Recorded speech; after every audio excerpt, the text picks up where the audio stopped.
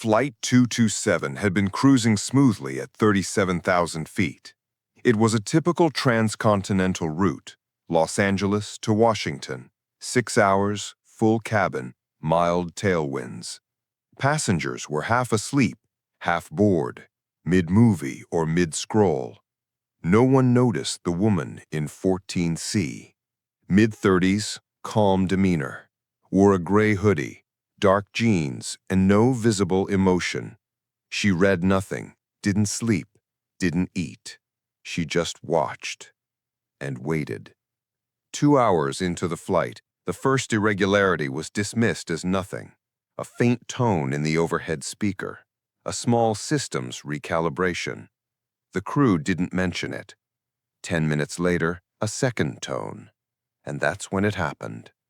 With no warning, the cockpit door flew open. It didn't unlock. It didn't slide. It burst.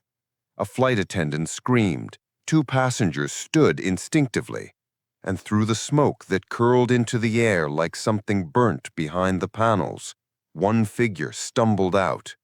The co-pilot, pale, disoriented, and unconscious by the time he hit the floor. The flight crew froze. The cockpit was unmanned. Panic began to spread in whispers. The captain hadn't emerged. The door wouldn't close. A quiet alarm tone began beeping above the galley. And in that chaos, before anyone could speak, the woman in 14C stood up, walked past the panicking crew, and stepped into the open cockpit like she had always belonged there. "Ma'am, you can't," a flight attendant called after her, but she didn't stop. She moved with purpose, hands steady, posture locked. She sat in the right seat, checked the yoke, looked at the panel, and in one calm voice said, "We've lost pressurization. If we drop below 33, the backup won't engage. I need the override key." The attendant blinked. "What?" The woman didn't turn. "Where's the manual override? I need it now." No one moved. That's when she turned around, slowly. She reached down, rolled up her right sleeve, and there, just below the elbow, was a tattoo. Not decorative, not new, a military-grade naval flight badge etched in faded ink. The kind only elite aviation units used, and only after completing something most people never lived to talk about. One of the crew gasped.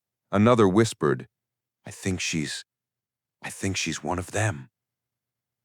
Outside, turbulence began to jolt the cabin. Inside the cockpit, red lights were now flashing. The autopilot was offline, and the woman in the right seat, still unnamed, still unannounced, began flipping switches with muscle memory that should not have been possible. She didn't ask for permission. She didn't explain. She just took control.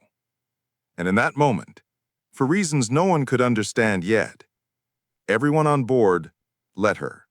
She shouldn't have been there. Not because of what she did, but because her name wasn't on the manifest. Not under aliases, not misspelled. She simply didn't exist in the system. And when ground control in DC received the emergency ping from Flight 227, they did what protocol demanded. They reviewed the passenger list, checked pilot licenses, verified identities. 2 certified pilots, 1 crew of 5, 147 passengers. No one with a military-grade aviation tattoo. No one with her face. No one matching the footage the cockpit was now silently broadcasting back to the tower. "She's not on board," the operations lead muttered. "But you're watching her," the technician whispered. "Yeah, that's the problem." Within minutes, the alert was escalated. Not to the FAA, to a different branch. A line that hadn't rung in 7 years lit up on a secure desk at Langley. Meanwhile, at 37,000 feet, the passengers behind the curtain didn't yet know how close they'd come to disaster. The oxygen levels had stabilized, but only barely. The autopilot was offline. The captain hadn't yet regained consciousness. And the radar was showing interference, either from faulty sensors or something worse. The woman at the controls didn't panic. She flew without hesitation, adjusting pitch and flow settings like she was born inside a cockpit. Because she almost had been. 30 years ago, she had her first flight lesson. Not at a civilian school, not in a simulator, but in a classified program called Vesper, buried deep within a forgotten wing of naval intelligence. By the time she was 22, she could fly anything: fixed wing, rotary, high-altitude reconnaissance. She didn't speak in interviews, didn't smile for cameras. She just flew. Then, one day, she vanished. Not in a crash, not in retirement. She was decommissioned quietly, her files sealed under national threat pretext. Only a few knew the real reason. She had witnessed something in the sky, something she wasn't supposed to survive. Now, that ghost was piloting a commercial aircraft through turbulence with 150 lives behind her, and not one of them knew her name. In the rear galley, 2 flight attendants whispered urgently, "Did you see her arm? That tattoo? I thought it was just decorative." "It's not. My brother's in the Navy. That's a SEAL-adjacent wing. Not even active duty gets it unless... What? Unless they've flown Black Ops and survived." Back on the ground, a cold voice on the secure line said, "Describe her again." Mid-30s, blonde, calm, precise. Tattoo on her forearm, right side. Silence. "Was there a scar just below it, like a burn?" "Yes."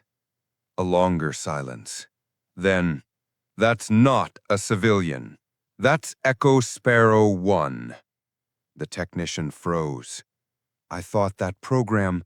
"Shut down, scrubbed, buried. I know. Then what is she doing on a commercial plane?" "Good question," the voice said flatly.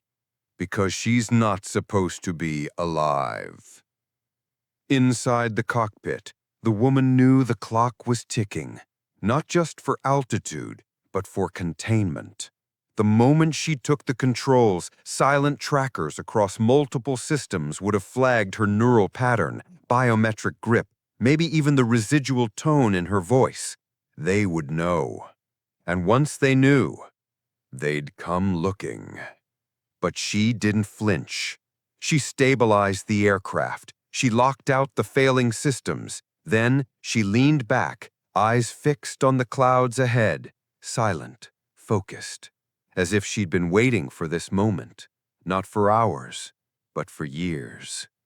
The name Echo Sparrow 1 didn't appear in any public database, not even in military logs with redacted black bars. It wasn't a name. It was a designation, and it belonged to someone presumed dead for nearly 9 years. The last mission she flew was never debriefed because there was no official record it had ever occurred. But those who built the Echo Sparrow program remembered. They remembered the rogue frequencies, the loss of full comms over the Alaskan radar dead zone, and how one of their own walked off the mission, not wounded, not broken, but changed. No one ever explained why her neural pattern had spiked on re-entry, why satellites went blind for 6 minutes, or why she started speaking a language that didn't exist in their system. So they scrubbed it, buried it, and the pilot vanished.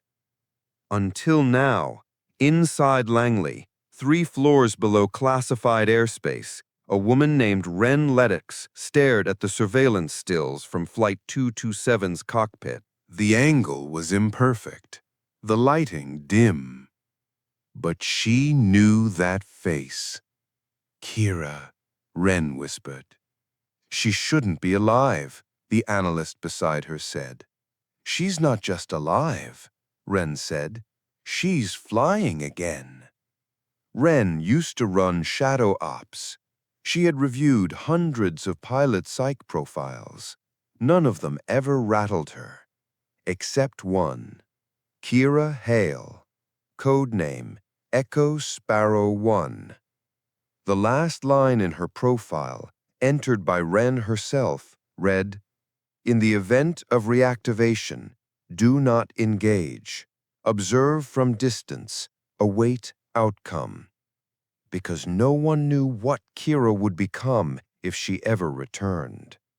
Back on Flight 227, the clouds had begun to thin, but the system glitches hadn't. The transponder kept flipping between active and ghost mode. The tower's radar showed the plane climbing, descending, freezing. The signals made no sense unless someone was jamming them intentionally. Kira noticed it immediately, and more disturbingly, she recognized the frequency. It wasn't commercial, it wasn't military, it was hers. The code being broadcast was a scrambled version of a flight recall pattern she had used only once, nearly a decade ago, on the mission that got her erased. Whoever was sending it, they knew what she had seen that night. They knew she survived, and now they were calling her back. She checked the manual console. Buried deep inside a maintenance menu was an alert. Incoming signal. Confirm neural sync for reconnection. Her jaw clenched. Someone wasn't just watching her. They were trying to re-link her to the system she'd been cut from. If she accepted the sync, every memory fragment they buried could be extracted. If she denied it, the signal would keep pushing until it corrupted the plane's systems from within. In the tower, Wren slammed her fist on the desk. They're trying to pull her back in. They're risking the entire aircraft. They don't care. They just want what's in her head. The technician blinked. What's in her head? Wren's voice dropped to a whisper. The pattern, the path, and the thing that followed her down. Kira stared at the flickering console. The sync request blinked steadily. She could feel something, like a pull in her chest, a tone just at the edge of hearing. Not mechanical, not electronic, something older. And then it came back to her. That final moment in the sky 9 years ago. The silence, the light that wasn't light, the presence that had looked through her and whispered not in words, but in form. Not human, not hostile, just watching, waiting. The console blinked again. Sync request, 14 seconds remaining. She reached forward, paused, then shut the main breaker. The cockpit went dark, but the plane kept flying. No one else understood what had just happened. Not the flight attendants, not the passengers. But Kira did. Whoever had sent that signal had access, and now they knew she was alive, which meant it wasn't just Flight 227 that was at risk. It was everyone still connected to the system she used to serve. The cockpit was dark, silent, and somehow still alive. After Kira killed the breaker, she expected at least 30 seconds of blindness, instrument panels going cold, auxiliary power flickering back. But instead, something stranger happened. The displays didn't power down. They just reset, as if the aircraft recognized her, not as an intruder, but as the one it had always been waiting for.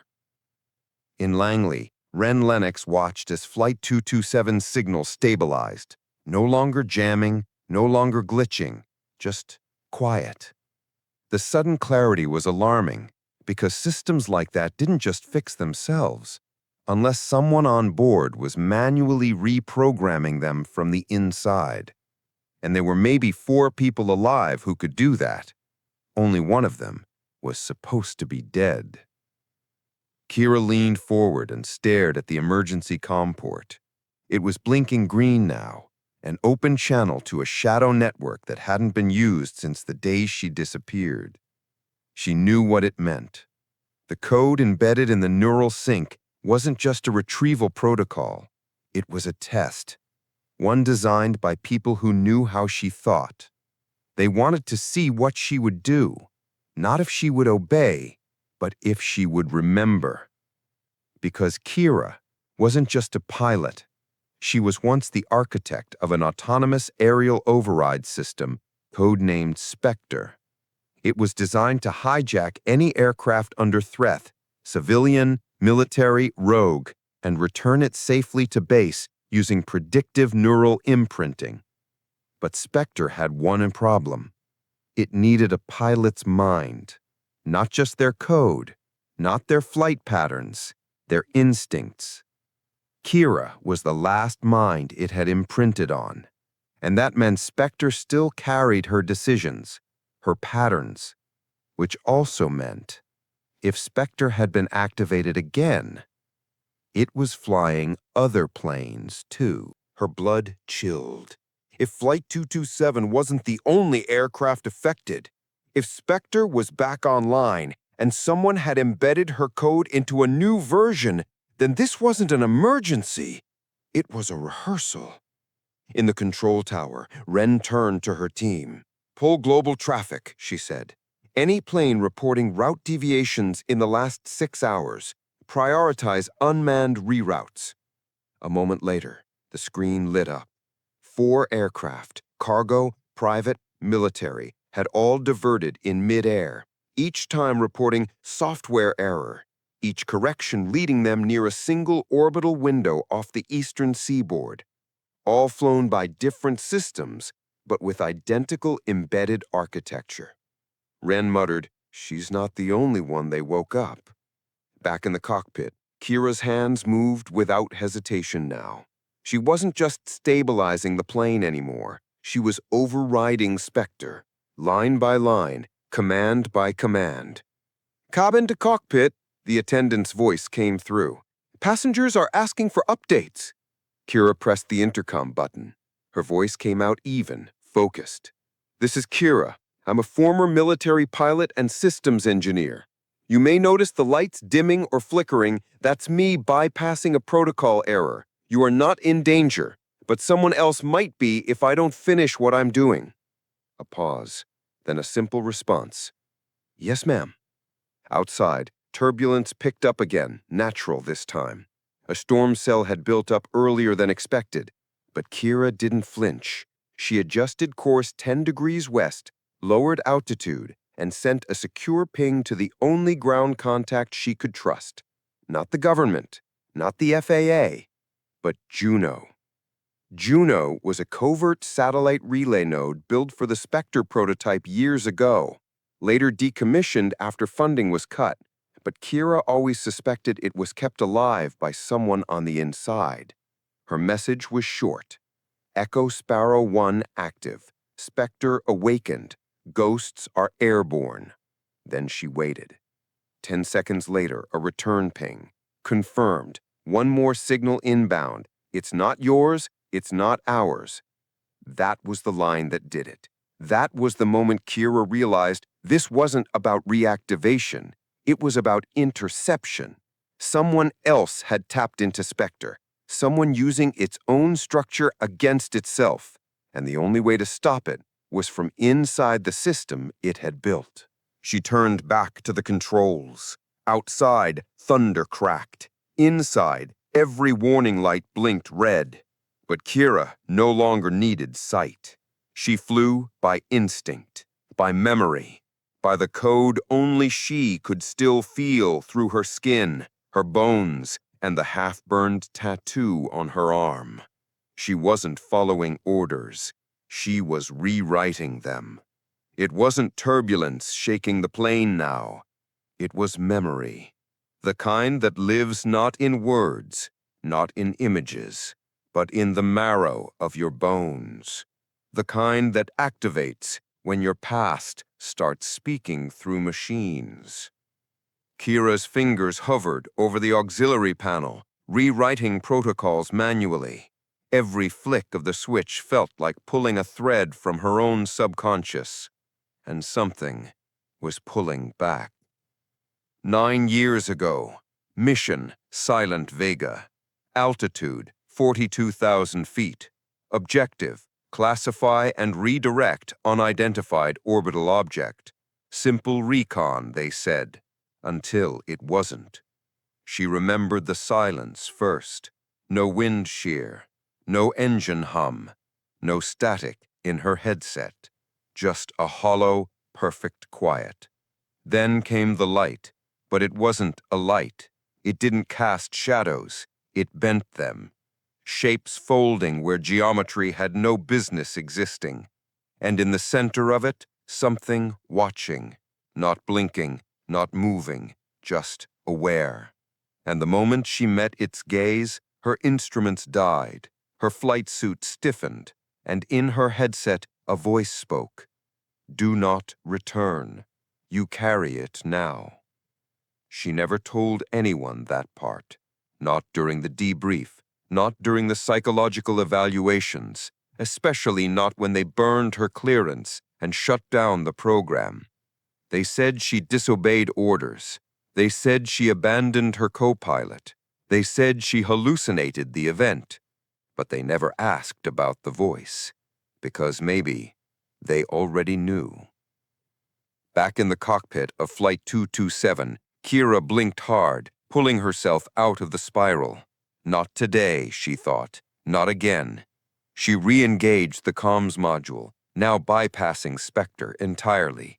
What came through wasn't static, it was speech, but scrambled and layered, like a signal meant to be heard only by her. She patched the feed into her side display. The waveform built itself in spirals, not straight lines. Then the sequence resolved into characters, vector inverted, phantom return, initiating observer link.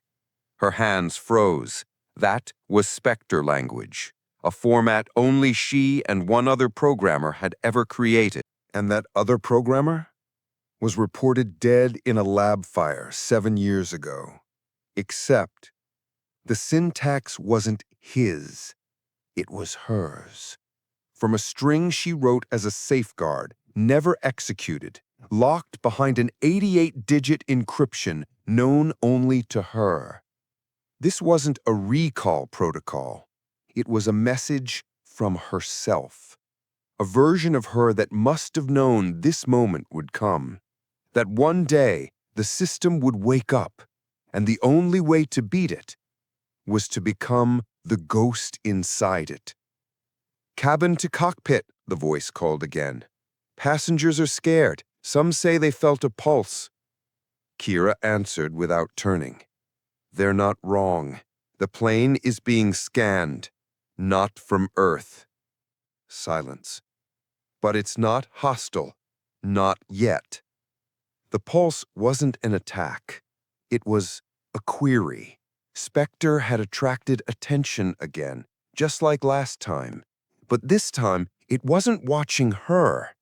It was waiting for her to decide. On the ground, Ren Lennox stood in front of the digital map. Flight 227 was now moving off its designated path entirely, cutting through a no-fly satellite blind spot near the eastern seaboard. What the hell is she doing? One analyst asked. She's going dark, Ren said. Why? Ren turned slowly. Because she's about to tell us the part we were never meant to know. In the cockpit, Kira activated a side panel no commercial aircraft should even have. It required 2 biometric confirmations, one via neurogrip, the other via encrypted voice print. She gave both. The panel hissed open. Inside was a black cube, cold to the touch, humming faintly. This wasn't FAA approved. This wasn't military issue. This was her own, a failsafe she embedded when she knew one day they'd use Spectre against her. She plugged it into the main flight system. A low resonance filled the cockpit. Then a line of text appeared on her display. Observer unlocked. Do you accept final memory? She hesitated, then whispered, yes. Images flooded her mind. The object from Silent Vega, the observer's presence, the full imprint she'd received before blacking out. Not just information, a map, a warning, a signal.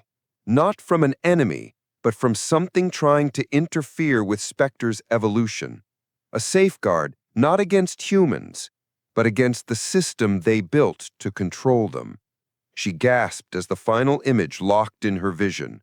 A sequence of flight paths, each one a plane like hers, each on a course toward a converging point. And at the center, something that shouldn't be flying. Because it was never built. It was born. The plane had crossed every ceiling written into its flight protocol, and now it was entering airspace that technically didn't exist. Altitude indicators showed values most commercial jets weren't built to sustain for long. And yet, Flight 227 was holding firm, guided not by autopilot, but by the hands of someone who'd once been erased from the system itself. Kira hadn't touched the yoke in several minutes. She didn't need to.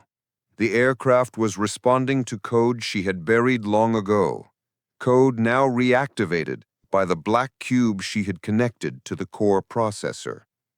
The system wasn't resisting her. It was obeying, almost anticipating her movements. It was as if the plane recognized her, not just as a pilot, but as a returning architect. Back in Langley, the control room had gone eerily silent. Everyone was staring at the same screen. Flight 227, still airborne, climbing into a radar void above 41,000 feet. But it wasn't just the altitude that unnerved them. It was the pattern, the exact vector Kira had flown during the Silent Vega mission 9 years ago.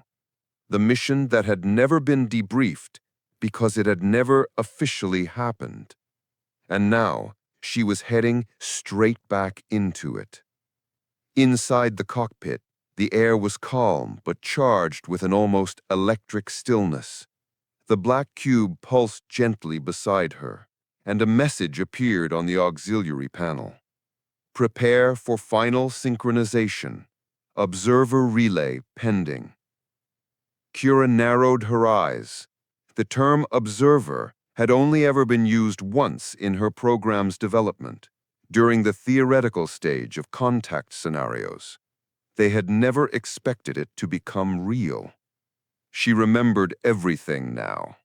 The mission, the silence, the object that had hung motionless in the sky like an error in reality. But more than that, she remembered the presence. It hadn't been aggressive. It had simply looked through her, as if recording more than just her image, something deeper, like memory or intent. And now, it was calling her back. The passengers remained unaware of the true nature of what was unfolding in the cockpit, but even they could feel something had changed. Conversations had quieted. The cabin seemed suspended between pressure and peace, like the world was briefly holding its breath. Even the flight attendants had stopped asking questions. They trusted her in a way no one had spoken aloud, as if her calm presence alone anchored them to safety. Outside the cockpit windows, the sky had shifted. The clouds had vanished into a brilliant, borderless blue, and something, impossible to describe, hovered just ahead. It wasn't a ship, not a satellite or a drone. It was a shape made of reflected motion, like geometry that hadn't yet decided which laws to obey. It pulsed with rhythm, but had no engine. It observed, but did not move. Kira knew instantly. It was the same thing she had seen that night, and now it was back, not coming toward her, but waiting for her to arrive. The console displayed its final prompt. Observer unlocked, accept memory relay. Kira exhaled, steady and slow, and pressed yes. What followed wasn't pain or disorientation, it was clarity. A rush of coordinates, sound patterns, images folded in time. It wasn't a message sent to her. It was a message stored in her, dormant for 9 years. It wasn't Spectre that had failed. It was the people who had tried to weaponize something that was never meant to be controlled. She saw it clearly now. Spectre wasn't a defensive system. It was a signal amplifier, meant to reach the edge of known intelligence. The problem was, it had succeeded, and what it reached had responded. Back on the ground, Langley's screens blinked out one by one, then came back with a single line of text. "You are observed. One of you remembers." Ren Lennox stared at the screen in disbelief. She had written that line into a failsafe file 9 years ago. It had never been meant to activate unless Kira returned. Now, flying steady once again, the aircraft held course without error. All systems stabilized. Kira reached up, disabled her override, and let the machine resume its ordinary function. For the first time since takeoff, she leaned back in her seat, no longer tense. She knew they had seen her, but more importantly, she had seen them again. And this time, she understood. She wasn't just a pilot. She wasn't just a passenger on a plane that nearly failed. She was a carrier of something older than the systems that tried to erase her.